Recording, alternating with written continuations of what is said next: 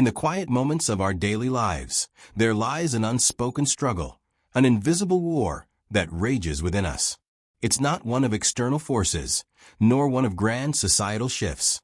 It is the conflict between the self we project to the world and the self that yearns to be truly free. We've all felt it, that quiet whisper in the back of our minds urging us to seek approval, to adhere to the expectations of others, to live in ways that make us acceptable by the world's standards. But in the pursuit of this elusive approval, there lies a deeper question, one that few dare to ask. What if true freedom lies not in the pursuit of approval, but in the rejection of it? Imagine standing at a crossroads. The world around you is filled with voices, your friends, family, social media, the expectations of your career, the desires of your partners. They pull you in different directions, each promising to make you whole if only you follow the right path. You try to meet them all, to satisfy their desires, to be the person they want you to be. The pressure mounts with each passing day, until the weight of these external demands presses down upon your very soul. At first, you may not notice the toll it takes.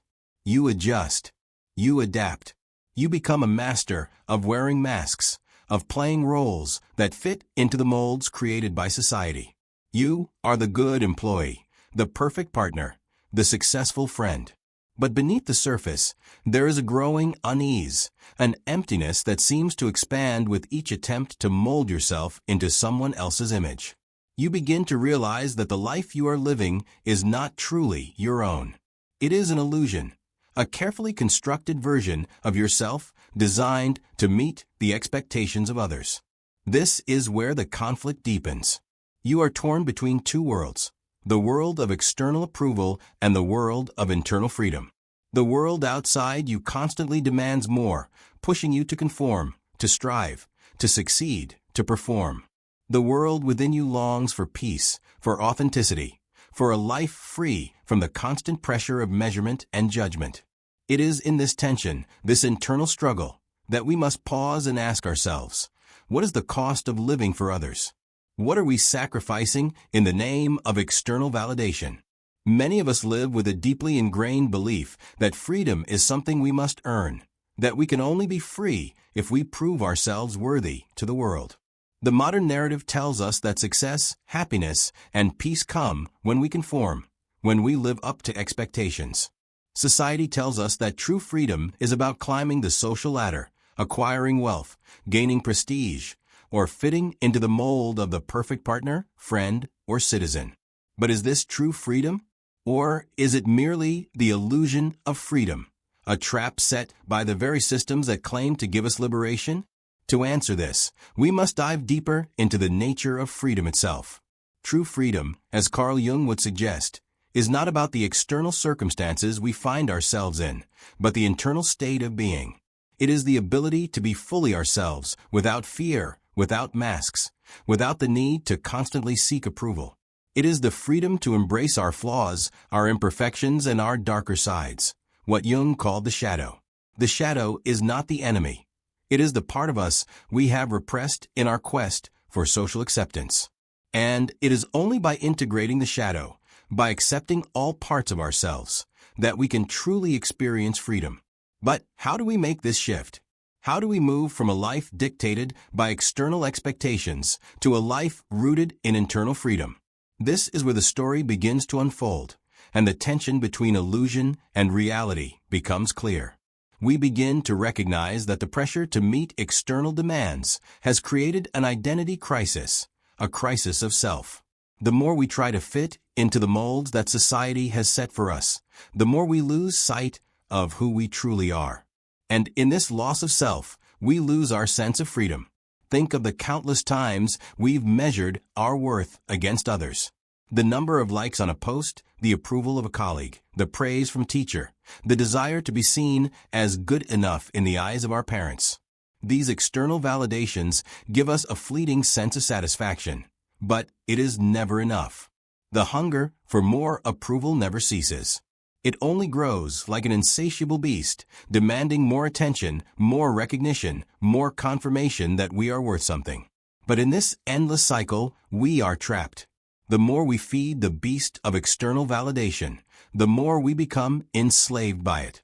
What if the freedom we seek is not found in gaining the approval of others, but in freeing ourselves from the need for it altogether? What if true liberation is the courage to stand alone, to walk the path of authenticity, and to reject the societal norms that tell us we are not enough as we are? The idea of not caring, not in the sense of being apathetic or indifferent, but in the sense of releasing the need for external validation, is a radical shift in perspective. It is a rejection of the lie that our worth is determined by how others perceive us. And yet, for many, this concept feels foreign. We are conditioned to believe that caring what others think is a natural part of being human, that it's necessary for survival in society. But what if, instead of survival, the truth we seek is a deeper, more meaningful existence, one not governed by the approval of others, but by the authentic expression of our true selves? This is the question that we must grapple with. In the tension between caring and not caring lies the heart of our struggle. On one hand, we are told to care, to be responsible, to be productive, to conform. On the other, we are told that to be truly free, we must let go of the chains that bind us to the expectations of others. The truth, it seems, lies somewhere in between. True freedom does not come from ignoring the world around us, but from learning to live in harmony with it, without allowing it to dictate our sense of self-worth.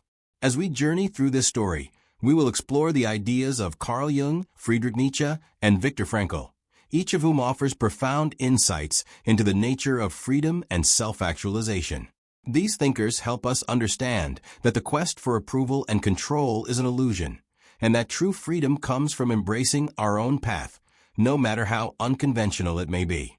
By the end of this exploration, we will see that the key to freedom lies not in gaining something from the world, but in letting go of what we believe we need from it.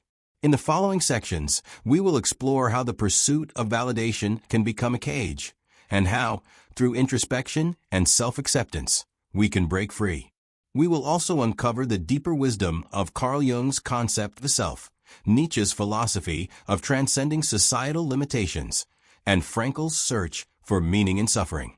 But for now, let us sit with the tension between the world's demands and the freedom that comes when we stop caring about meeting them. The question remains, what would happen if we chose, instead, to live for ourselves? This, ultimately, is the journey we are about to embark on, a journey that leads to the realization that the true freedom we seek is not in the approval of others, but in the courage to stop seeking it. As we continue on this journey of understanding freedom and the psychological constructs that trap us in the endless pursuit of validation, we must dive deeper into the complex web that binds us to the approval of others. This isn't just a societal issue, it's a deeply psychological one. The need for validation, for recognition, is embedded in the very core of our beings. It connects us to an illusion, one that says our worth is determined by how others see us, how we fit into the larger narrative of society. But what if this very illusion is the root of our suffering? What if the pursuit of external validation, the act of shaping ourselves based on the expectations and judgments of others, is what holds us back from experiencing true freedom? To explore this, we must first understand the psychological dynamics that underpin this need for approval. Carl Jung's theories of the persona and the shadow provide profound insight into this dynamic. The persona is the mask we wear in the world, the image we project to others. It is the self we want the world to see, the version of ourselves that fits neatly into the expectations and standards of society. It's the role we play in the social drama of life. But, as Jung points out, the persona is not the whole self. It is a construction, a performance, designed to make us acceptable and valuable in the eyes of others. The deeper, more authentic self, the self, lies beneath this mask.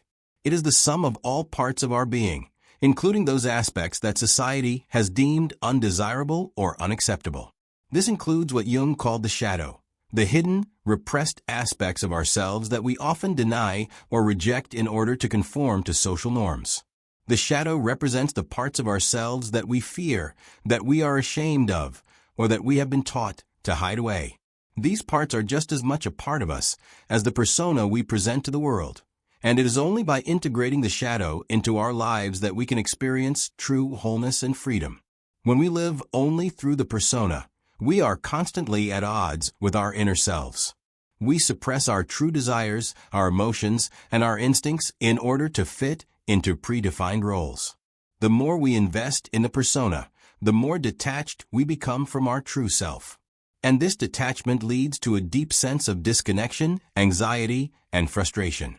We begin to feel like imposters in our own lives, trapped in an identity that is not our own. Jung's concept of individuation, the process of becoming whole by integrating the shadow and embracing all aspects of the self, offers a path to true freedom. Individuation requires us to shed the layers of societal expectation, to stop pretending to be something we are not, and to embrace both the light and dark parts of our being. It is a journey of self-discovery, of reclaiming what has been hidden or repressed, and of finding peace within ourselves by letting go of the need for external validation. This process is not easy, nor is it quick. It requires courage to face the parts of ourselves that we have long avoided or rejected.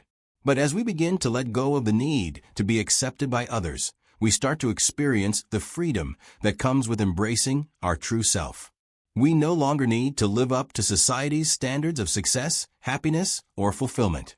Instead, we begin to define our own path, guided by our inner truth. But this journey of individuation is not just a philosophical or psychological endeavor. It is also deeply practical.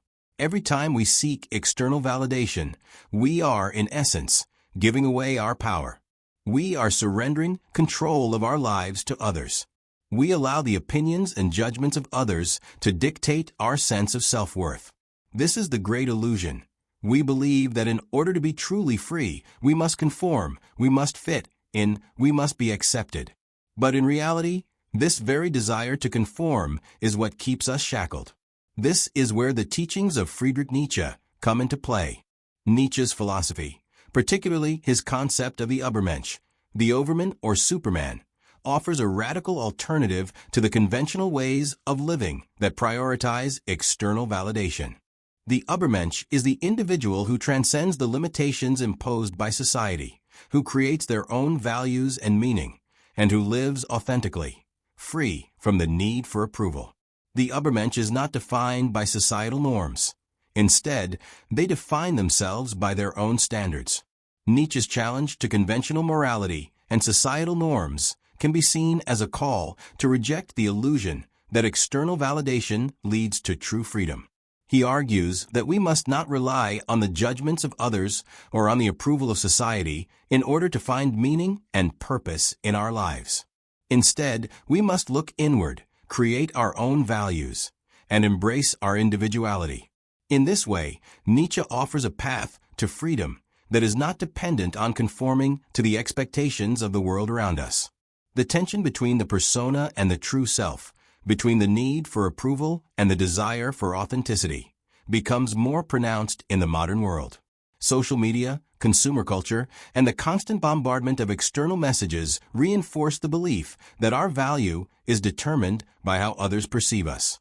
We are constantly being told that in order to be happy, successful, or worthy, we must meet certain standards.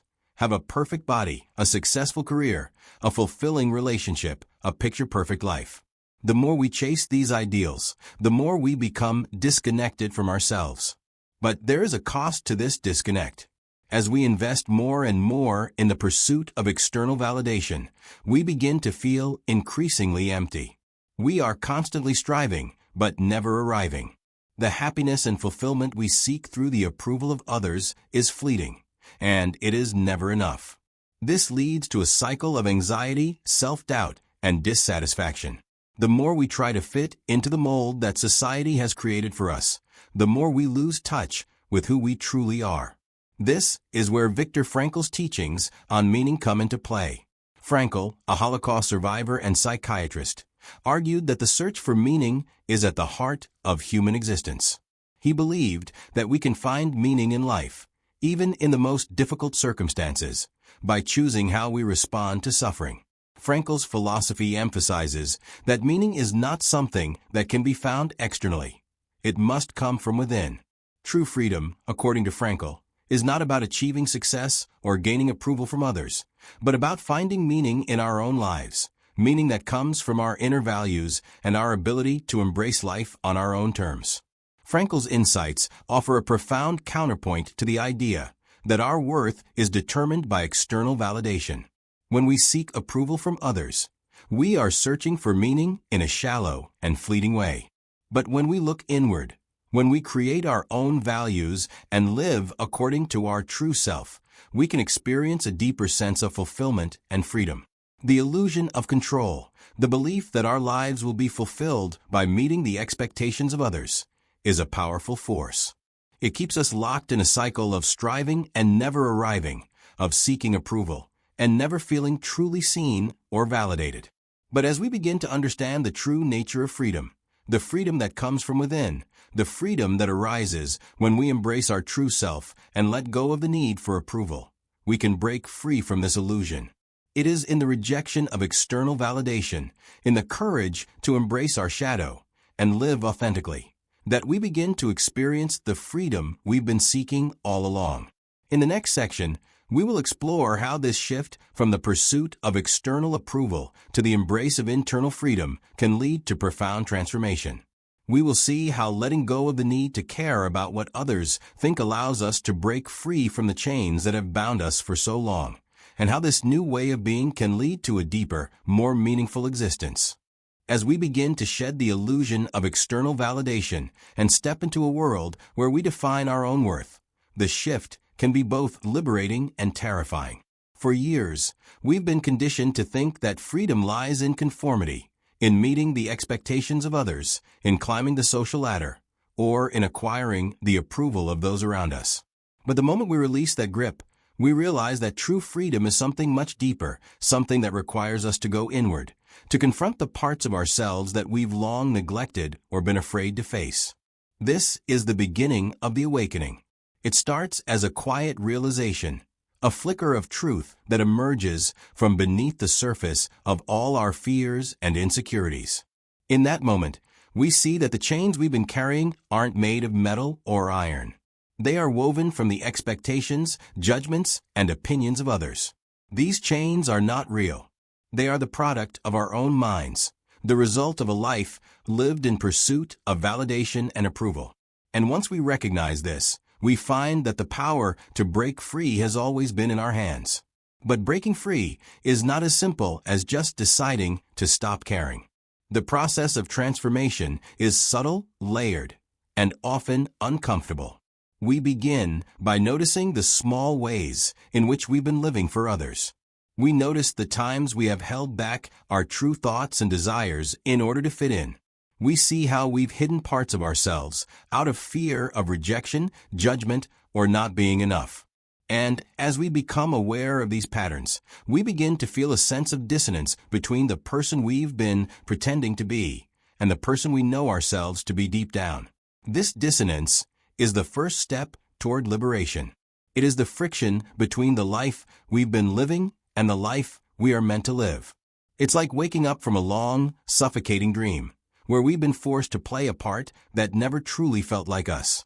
The moment we realize that we have been living according to someone else's script, we begin to take the first steps toward writing our own.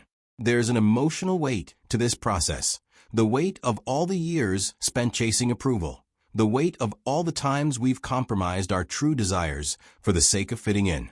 It can feel overwhelming at first. The urge to return to the safety of conformity, to seek external validation once again, is strong. The familiar patterns call to us, reminding us of how much easier it is to simply comply, to just be who others want us to be. But this is the moment where we must choose to take a leap, to move beyond the comfort zone of what we've always known and embrace the uncertainty of living authentically. As we begin to let go of the need for external validation, we start to experience a strange sense of lightness, like a weight has been lifted off our shoulders. This lightness is not the absence of responsibility, but the freedom to live in alignment with our true self. It's a freedom to speak our truth, even when it's uncomfortable. It's the freedom to pursue our own passions and interests, even when others don't understand. It's the freedom to stop pretending, to stop performing, and to simply be. In this moment, we begin to touch the essence of what Carl Jung called individuation, the process of becoming whole by integrating all aspects of ourselves, including those parts we've long suppressed or denied. The path of individuation is not an easy one. It requires us to face the parts of ourselves that we've buried deep within, the parts that we are ashamed of, the parts that don't fit the image we've tried to project to the world. These are our shadows, the parts of ourselves that we've rejected in order to conform to society's expectations. But it is in embracing the shadow that we find true freedom. As we bring these hidden parts of ourselves into the light, we begin to reclaim our power, to rediscover our wholeness. The more we accept ourselves, flaws and all, the more we experience a profound sense of peace and self-acceptance. This process of integration can be painful. It forces us to confront our fears, our insecurities, and our deepest wounds. But it is through this confrontation that we begin to heal. The pain is not the enemy. It is the path to growth.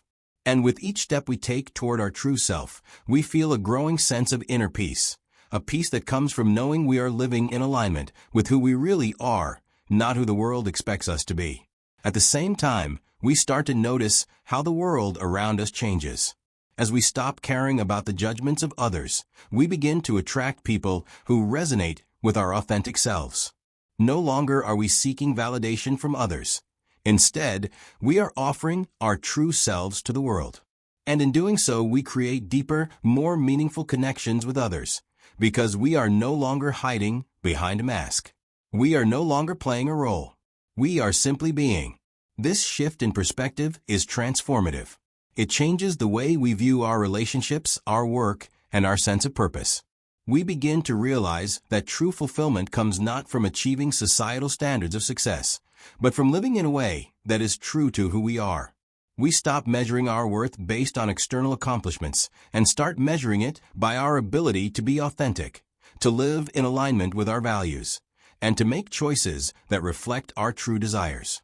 This is the essence of Nietzsche's concept of the Übermensch, or the Overman, the individual who transcends societal norms and creates their own values. The Übermensch is not concerned with fitting into the mold that society has created. Instead, they create their own path, guided by their own sense of purpose and meaning. This is the freedom we begin to experience when we let go of the need for validation. We stop living for others and start living for ourselves. The process of transformation is not without its challenges. It requires us to be honest with ourselves, to confront the parts of our identity that we've been hiding, and to let go of the illusions that have kept us trapped in a life of external validation.